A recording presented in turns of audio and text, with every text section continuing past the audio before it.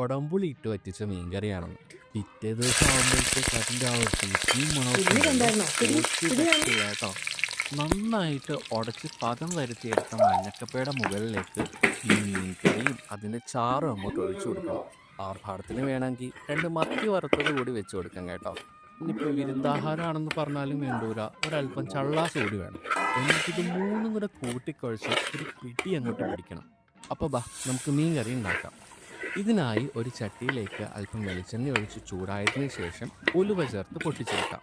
ഇനി ഇതിലേക്ക് വെളുത്തുള്ളി, ഇഞ്ചി, ഒരു പച്ചമുളക് ചതച്ചതും കൂടി ചേർത്ത് ഒന്ന് മൂപ്പിച്ചെടുത്ത് കഴിഞ്ഞാൽ കറിവേപ്പിലയും മഞ്ഞൾപ്പൊടിയും മുളക് പൊടിയും ചേർത്തൊന്ന് വഴറ്റിയെടുക്കാം.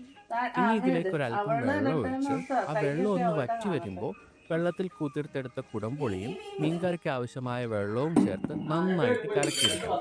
ഇനി ഇതിലേക്ക് പാകത്തിന് ഉപ്പ് കൂടി ചേർത്ത് നന്നായി തിളപ്പിച്ച് കഴിഞ്ഞാൽ കഴുകി